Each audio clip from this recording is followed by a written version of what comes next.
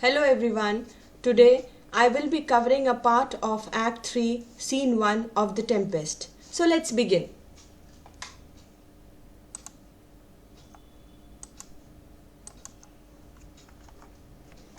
Alright, this scene opens in front of Prospero's cave. Alright, early editors located the scene in front of Prospero's cave, but it could also occur elsewhere on the island. Alright, now in a visual parallel to Caliban's entrance in Act 2, Scene 1, Ferdinand enters bearing wood that Prospero has ordered him to move from one unspecified place to another, presumably for heating or cooking or perhaps for creating an alchemical boil. Alright, now there are various allusions that I will time and again refer to. I'll explain it to you in detail. So let's begin now. Scene 1, before Prospero's cell, enter Ferdinand. Now what does he do? He enters bearing a log.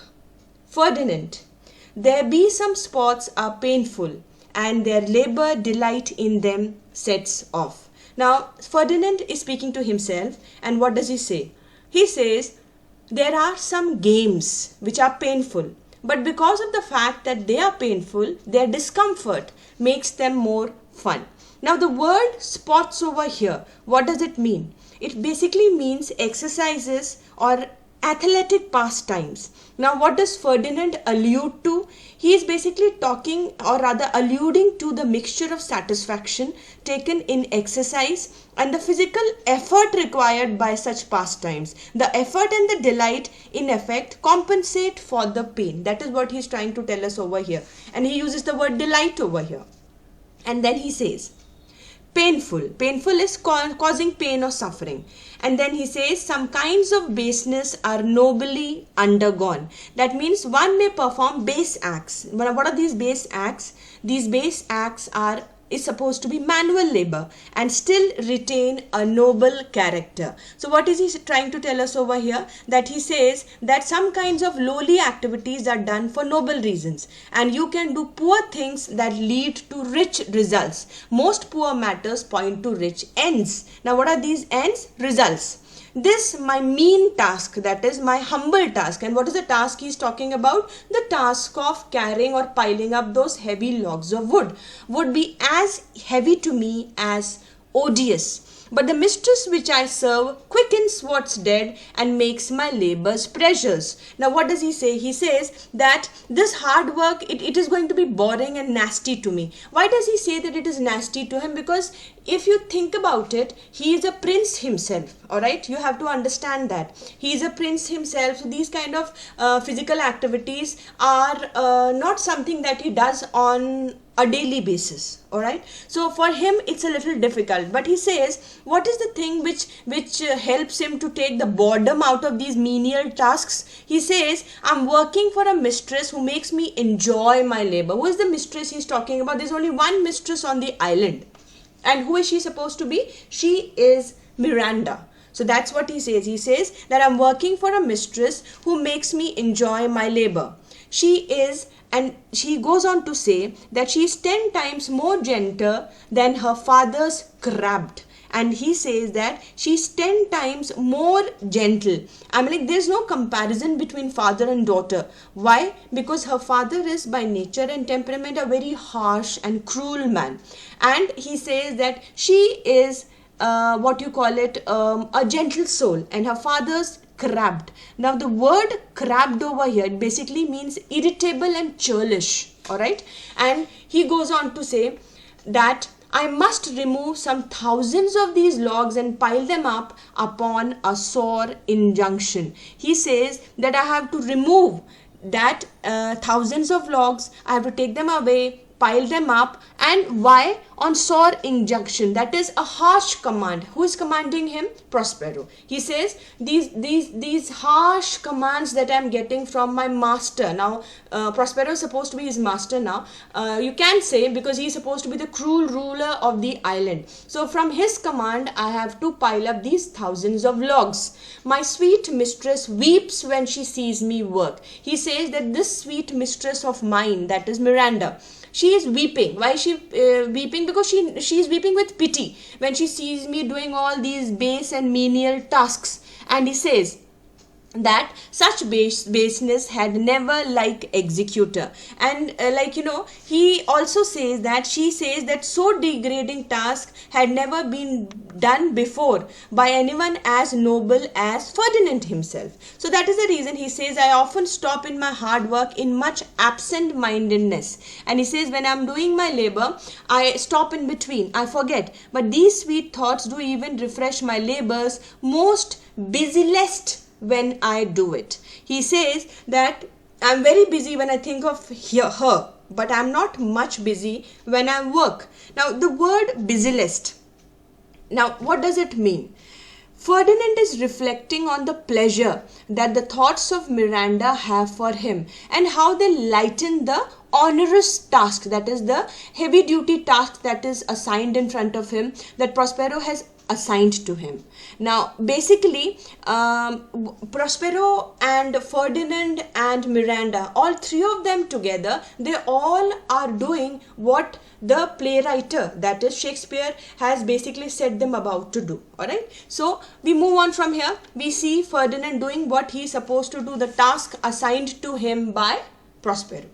Enter Miranda and Prospero. Alas now, pray you, work not so hard. I would the lightning had burnt up those logs and that you are enjoined to pile. Now what does she say? She says that, please, she says, I beg you, don't work so hard. I wish the lightning had burned up all those logs that you have been ordered to stack. Now she's basically trying to tell him that she's empathizing with him. Please put that log down and rest a while. She is basically imploring him. She's telling him that the task which is there in front of you, that pile of wood, put it down and rest. When this burns, it will weep for having wearied you. My father is hard at study. Now what does she say? She says that now when this wood is lighted by us to make fire, the fluid that oozes out of burning wood would be the tears which this log would shed out of sympathy for you for having put you to so much trouble. Now it will weep. Now what does it say? The material which is going, the resin which is going to seep from the log when it burns, that is, woods, or rather logs of wood cannot weep. This you all understand, alright? So what is the allusion over here? The allusion over here is when the log starts burning, the resin, the what do you call it, a kind of a thing, a fluid which oozes out from the log, that will seep when the log burns. So that amounts, so that is the illusion that he is building up, Shakespeare is building up over here. He says the resin which is going to ooze out is the thing which it burns. Miranda personifies the log over here. Alright, personification is an attribute. It's a figure of speech. Personification is a figure of speech which gives human-like qualities to inanimate object. Now what is the inanimate object over here? The inanimate object over here is a log. So it is given lifelike qualities. Miranda personifies the log, attributing to it tears of sympathy for Ferdinand's enforced labor. Alright, that's what she does. And she says, my father is studying hard. She makes it very clear. Pray now, rest yourself. He is safe for these 3 hours. And she says he will remain safely in his study away from us for the next 3 hours. Ferdinand says, O most dear mistress, the sun will set before I shall discharge what I must strive to do. Now he's trying to tell her that, dear lady, in order to complete the work that has been assigned to me by your father, he has to work non-stop till sunset without any break in between. Miranda says, if you will sit down, I'll bear your logs the while. Pray give me that, I'll carry it to the pile. Now she says that you rest a while, you sit down for a minute, I will carry your logs a while and give me that. I will take it and pile it up together. What does Ferdinand say? No, precious creature, I had rather crack my sinews, break my back, than you should such dishonor undergo while I sit lazy by. He says that definitely I'm not going to ask you to do this for me, nor am I going to allow you to do this for me. He says, I would rather strain all my muscles. Crack my sinews means sprain my tendons or muscles.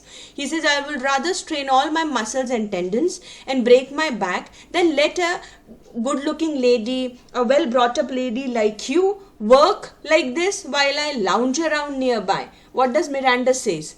It would become me as well as it does you, and I should do it with much more ease, for my goodwill is to it and yours it is against. What does Miranda say? Miranda says that this labor suits me well. She says that it's okay, it's absolutely okay, and it would become me as well as it does you. She says that this labor suits me as much as it suits you. Besides, she says, I am going to do it in a much easier manner, because I shall be doing it wholeheartedly while you're doing it against your will. Tell me one thing, like when we are talking about it and when we are discussing Miranda and Ferdinand, why do you think she says that I'm doing it wholeheartedly and you are doing it against your will? There are two reasons for it. The first one being, it might be a possibility that definitely Prospero has so many spirits and nymphs at his command, and they end up doing all the menial tasks, and then you have Caliban too. But Miranda also, somewhere or the other, she also must have done her fair share of work on the island. So she says that I will do it wholeheartedly, alright, with all my heart. But she says that I can make out that you are doing it against your will. Why? Because he, that is Ferdinand, had been ordered by Prospero to finish that work. Why is he not wanting to do it? The reason remains the same, as I told you earlier. The reason is that he was a prince, and these kind of tasks were considerably menial for him. So let's move on. And he says, yours it is against. Prospero says, poor worm, thou art infected. Prospero says, this visitation shows it. Now Prospero says that this particular creature, that is Miranda, has caught an infection. What kind of infection? And she says, Prospero says that she has caught the infection of love, and he calls her a poor worm. Now, what is a worm? A human being likened to a worm, alright? Basically, with a qualification expressing tenderness, playfulness or commiseration. What is Prospero trying to say? Prospero affectionately compares Miranda to a worm who is infected with disease, in this case love and desire for Ferdinand. And then you have one very important word over here, visitation. Miranda's visit to Ferdinand, but Prospero, following up on the previous lines infected, he is basically punning on visitation as the onset of plague. That is, the plague of love is just about to drown both Ferdinand and Miranda. That is the reason he uses the word infected and the word visitation. That is, the visit by Miranda to Ferdinand basically brings on the infection. And then he says, you look wearily, that is, you look absolutely tired. Ferdinand says, no, noble mistress, it is fresh morning with me. When you are by at night, I do beseech you chiefly that I might set it in my prayers. What is your name? He says that, no, noble mistress, I am as fresh as morning. He says, I have no problem. I am as fresh as morning when you are near me. Even at night, I beg you to tell me your name. Tell me your name so that I can use it in my prayers. Like, he's just trying to tell her, I might set it in my prayers. Whenever I say my prayers before going to bed at night or whenever, I would like to take your name in it. That basically shows his height of love. What is your name? He asks her. Miranda says, Miranda, oh my father, I have broke your hest to say so. Now, she says, Miranda, altogether, all of a sudden she says that my name is Miranda. Now she suddenly realizes her father had warned her against telling her name to someone or say anything. She says, oh my father, in revealing my name, I have violated your command. Ferdinand says, admired Miranda, alright, Admired basically means worthy of wonder. Admired Miranda, indeed the top of admiration, worth what's dearest to the world. He says the name is worth the most precious thing in the world. And he says top of admiration. That basically means the epitome of wonder, the most admired. And he also says dearest to the world. That means the most valued in the world. These are the things he calls her. And he says that I have full many a lady I have eyed with best regard, and many a time the harmony of their tongues hath into bondage brought my too diligent ear. He says that I have seen a large number of ladies, alright, because if you remember, Ferdinand is supposed to be a prince. He must be having some kind of contact or communication with ladies in the court, with other ladies too, and he says that I have seen many a lady, and many times the sweetness of their voices has captured me, has enslaved my ears when I have heard them with great attention. And he says, I have been attracted by several women for different virtues that they possessed. Alright, every woman, according to Ferdinand, had a virtue that she completely possessed, that was, you can call her own. But he says, never it has happened. Several virtues have I liked several women, never any with so fun soul. But some defect in her did quarrel with the noblest grace she owed and put it to the foil. He says that they all possess something or the other. And he says that I have been so wholly and so completely possessed with love for any woman as to become blind to some defect or other which she had, being at variance with the noblest grace that she herself seemed to possess. And it seems to like strike off her charm altogether. But he says, O you, so perfect and so peerless, are created of every creature's best. He says, now, from but some defect in her did quarrel with the noblest grace she owed and put it to the foil. Now, the explanation over here is what I am trying to tell you is a little different. Please understand. What is a foil? A foil is a rapier. Now, a rapier used in fencing, you must have seen that, a kind of a sword. It's not a sword actually, it's called a foil, it's a rapier. Ferdinand reports that the ladies he has known always had some defect that overwhelmed or defeated their virtues. They always had, see, when he came in contact with these ladies, they seemed to be full of virtue. When he got to know them, he understood they had some defect that overwhelmed or surpassed or defeated their true virtue, as in a sword fight or quarrel. Or he may use foil in the sense of thwart, that is, the lady's defect foiled the otherwise successful effects of her noblest grace. Now, what does he say after that? He says that he brings it to the fore. He tells her that you are perfect in all respects. You are a paragon. You were created to personify the best qualities of every creature. That's what he says. And then he tells Miranda. Miranda says, I do not know one of my sex. No woman's face remember, save for my glass mine own. Miranda says, I do not know no woman's face, one of my sex, no woman's face remember. She says that I have not seen any other women. That is understandably so, because she is struck, or rather she is not seen her own face, you can say, and she is there on the island all alone. I have not seen a woman's face except, she says, my own in the mirror. I have only seen my own face, alright, save from my glass mine own. Nor have I seen more that I may call men than you, good friend. And she also says, I have not met many men. And she says, the only people I have met is you and my father. She says that, nor have I seen more that I may call men than you, good friend, and my dear father. Her features are abroad, I am skilless of, but by my modesty. Now, what does she say? She says that what kind of features are supposed to be there, bodily shapes, proportions, I have no idea. And there is one more thing. In line number, okay, I'll read out the line. More that I may call men than you, good friend, and my dear father. Now, what does it basically mean? It basically means that Ferdinand is the third man she ever saw. Thus, she includes Prospero and Caliban in the trio. Here, she omits Caliban and compares Ferdinand only with her father, because according to her, Caliban does not stand a chance. So she lets go of him. She says that the only person, the third man I have seen is you. But later on she retracts her statement and she says, I've seen only you and my father.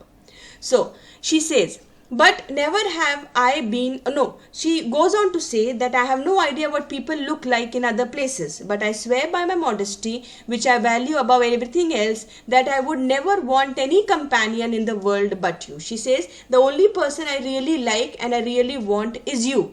I can't even imagine one. She says, I can't even imagine one, but I am talking somewhat irresponsibly and loosely, and in doing so, I am forgetting my father's instructions. And she says that I'm talking and I am carrying on and telling you things about things which I am not supposed to discuss with you right now. So she says that the only thing I would like to tell you is that I have known only these three people, Caliban, you and my father. Then she later on says it's you and my father, and that I cannot compare and contrast because I do not have much examples with me.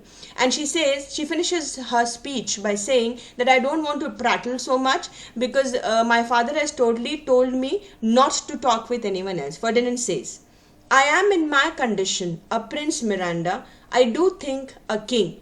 I would not so, and would no more endure this wooden slavery than to suffer the flesh fly blow my mouth. Now what does he say? He says, I am a prince by position. I am in my condition, that is in the present condition that I am a prince, Miranda, and I do think a king. And he also says, and I also think that I am a king too. Now why does he say that? He says that because he knows it very well that he is a prince, and he had convinced himself that his father is dead. So when he says that his father is dead, who is the next in line to becoming a king? He himself. So that is the reason he says, I am a prince, but I also think that I am a king. I would not so. And he says that my father is dead. Now, what does he say? He says, would no more endure this wooden slavery than to suffer the flesh fly blow my mouth. Now, what does he say? He says that I would not submit any longer to this degrading labor. What is the degrading labor over here? The labor that is the task of carrying logs. He uses the word wooden slavery, an implied comparison with Caliban, alright? Because Caliban is used to doing all these kind of menial tasks, not him. Ferdinand alludes to his forced log carrying and his virtual enslavement by Prospero.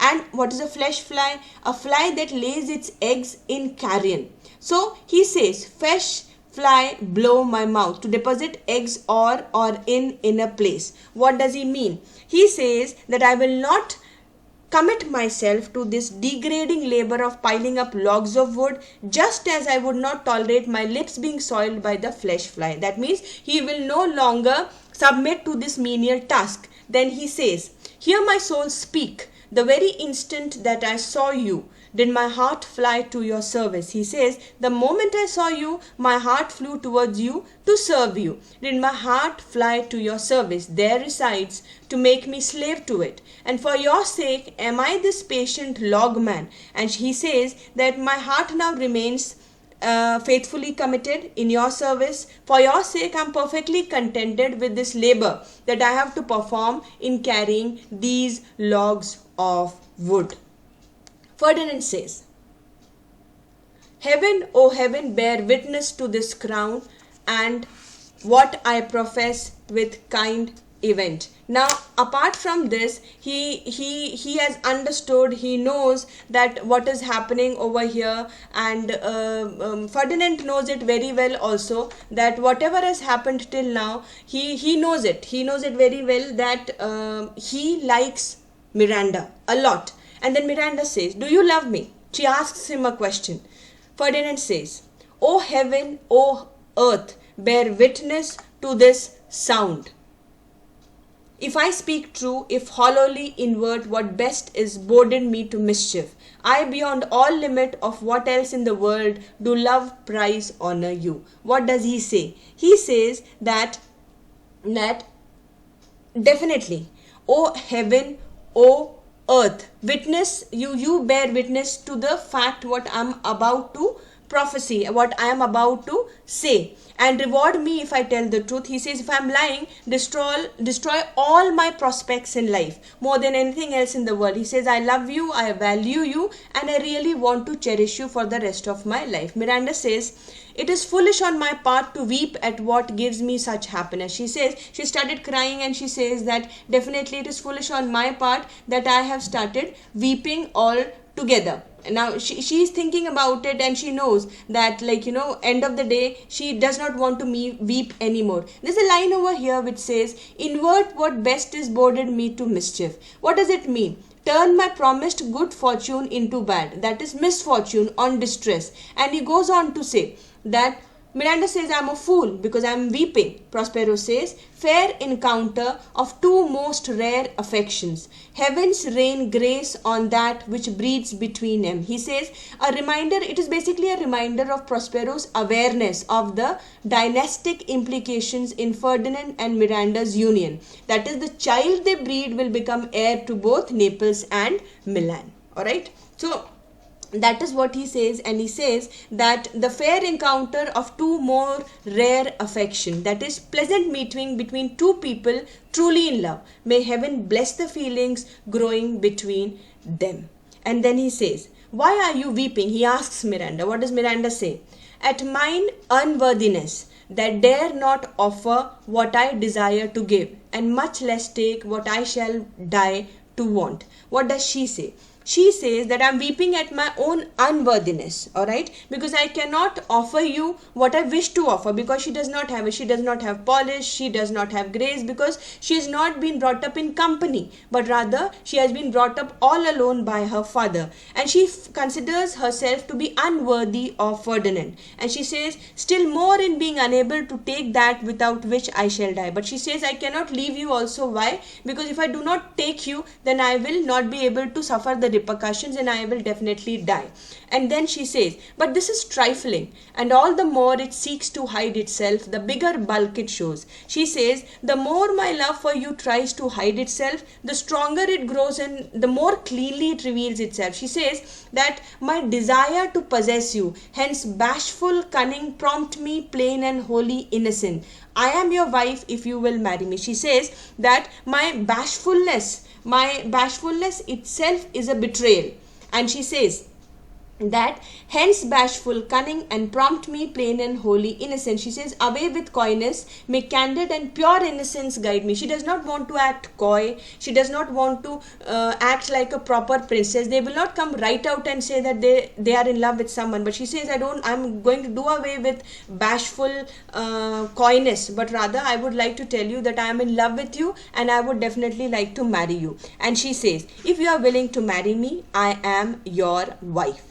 If you do not wish to marry me, she says, then she is definitely going to remain unmarried, because she is not going to accept anyone else as a husband. And she also says, if you refuse to make me your equal, that is your wife, I shall then become your servant whether you want me or not. She says, I will definitely like to become your servant whether you are willing to accept me as yours or not. With this, I stop right here.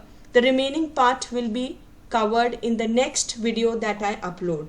Please like, subscribe for more updates on ISC formats, explanations on the Tempest, question answers and marking scheme. Thank you.